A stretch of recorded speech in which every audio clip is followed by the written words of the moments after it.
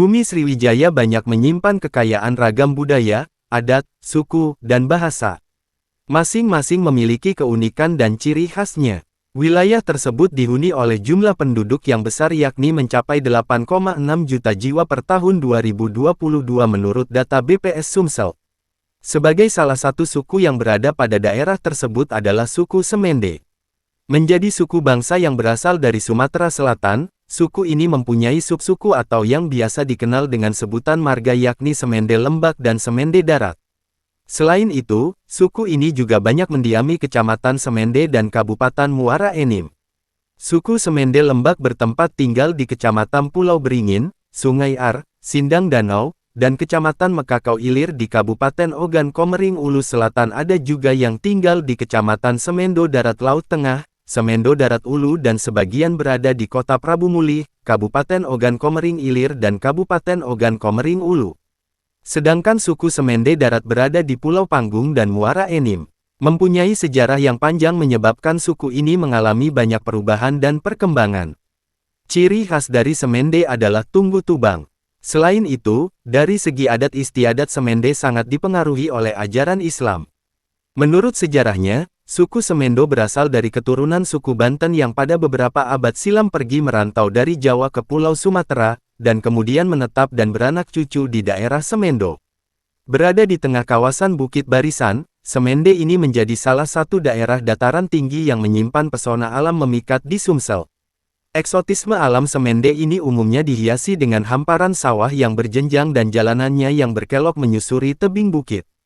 Hampir 100% penduduk Semendo hidup dari hasil pertanian, yang masih diolah dengan cara tradisional. Lahan pertanian di daerah ini cukup subur, karena berada kurang lebih 900 meter di atas permukaan laut.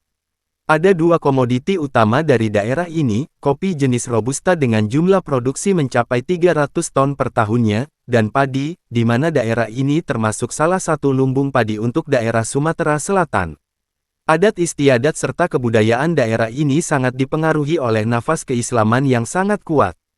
Mulai dari musik rebana, lagu-lagu daerah dan tari-tarian sangat dipengaruhi oleh budaya Melayu Islam. Bahasa yang digunakan dalam pergaulan sehari-hari adalah bahasa Semendo. Setiap kata pada setiap bahasa ini umumnya berakhiran e. Jika kita ingin menelisik sejarah suku Semende ini, maka akan kita dapatkan minimal 4 rangkaian pembicaraan atau pembahasan yakni Jeme Semende itu sendiri, Tanah Semende, Bahasa Semende, Adat Semende. Perjalanan hidup orang Semende menganut agama Islam pada awalnya dimulai dari adanya seorang ulama, wali, di Semende Tumutan 7, Tuan Guru Satu Baris, dengan gelar Murtabarak yang setingkat atau semasa dengan para wali 9, Sunan Ampel, di Pulau Jawa sekitar abad 15 Masehi. Perkembangan orang Semende berawal dari perjalanan hidup seorang ulama Tuan Guru Sutabaris Murtabarak, konon Sunan Kalijaga adalah salah satu murid beliau sebelum menjadi wali Allah. Di Tumutan 7 Semende pernah diadakan rapat dan pertemuan-pertemuan penting para wali untuk memecahkan permasalahan-permasalahan di bumi Nusantara Indonesia. Pada saat itu, diantaranya musyawarah dalam menentukan Raja Islam pertama di Demak, Raden Fatah.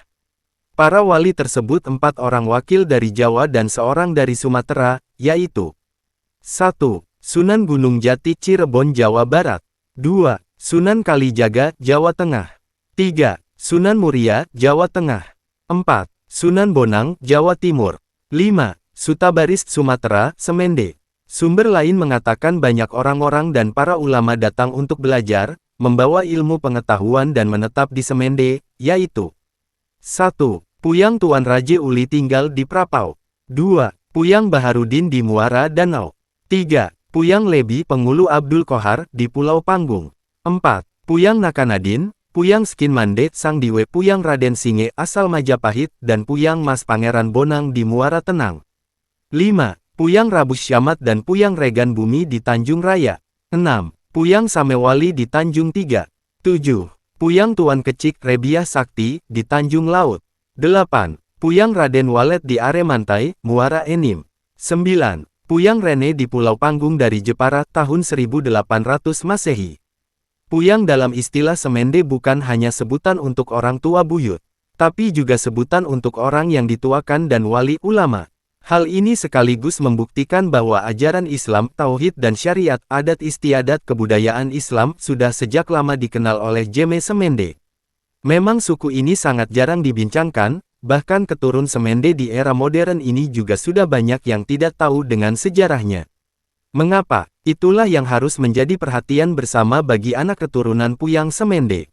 Namun demikian, ketaatan Jeme Semende beragama Islam dan menjalankan syariatnya telah dimulai sejak masih anak-anak, muda dan tua telah membuktikan adanya pengaruh ajaran Islam yang mendalam kepada Jeme Semende.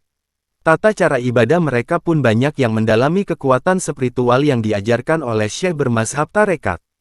Bukti kuatnya bahwa Puyang Awak Nurgadin belajar agama ke Aceh dengan Syekh Abdur Rauf A. Sinkili dari Aceh Sinkil, yang merupakan guru tarekat Satariyah. Demikian juga di era berdirinya organisasi keislaman, orang-orang Semende sangat cocok dan nyaman dengan tata cara ibadah yang diajarkan oleh Syekh Hashim Asy'ari, Nahdlatul Ulama. Hal ini terbukti dengan adanya kegiatan tahlilan, barzanji, takdutan kajian fikih dengan bahasa Semende, zikir bersama, tasyakuran, doa tolak balak, dan lainnya. Jeme Semende dalam pergaulannya memakai adat tunggu tubang yang berpedoman pada Al-Quran dan Al-Hadis, di antaranya, mencintai, menghargai dan membela perempuan tunggu tubang, yang dipimpin oleh meraje. Hal tersebut sesuai dengan salah satu perintah ajaran Islam yang menghormati dan mengangkat harkat martabat wanita dan tidak boleh membiarkan nasibnya terlunta-lunta. Pada masa pemerintahan Pangeran Anom Kupang, Belanda bermaksud untuk menduduki daerah Semende, akan tetapi Belanda tidak dapat masuk karena rakyat Semende sangat melawan. Landasan agama Islam yang kuat menjadi pondasi mereka dalam mempertahankan wilayahnya. Mereka tidak mau diganggu oleh siapapun apalagi dijajah oleh Belanda. Belanda sangat licik, maka pada tanggal 14 Agustus tahun 1869 dibuat perjanjian antara pemerintah Belanda dengan Pangeran Anom Kupang berupa piagam yang ditulis di atas tembaga yang berisikan 24 pasal dan disimpan di Museum Rumah Bari Palembang. Di antara isinya dinyatakan bahwa 1. Daerah Semende yang dipimpin Pangeran Anom Kupang tidak takluk kepada pemerintah Belanda. 2. Daerah Semende diakui Belanda sebagai daerah istimewa, Sindang Merdeka. 3. Tidak diwajibkan membayar upeti pajak kepada Belanda. 4. Tentara Belanda tidak boleh masuk daerah Sindang Merdeka sebelum mendapat izin pemerintah Sindang Merdeka. 5. Orang luar Sindang Merdeka tidak berhak mengadili rakyat Sindang Merdeka dan mereka harus dikembalikan ke tempat asal, Sindang Merdeka, dan ia berhak mengadili orang luar bila berbuat kesalahan di dalam daerah Sindang Merdeka. Makanya sampai Indonesia merdeka Belanda tidak pernah dapat menyentuh daerah strategis suku Semende.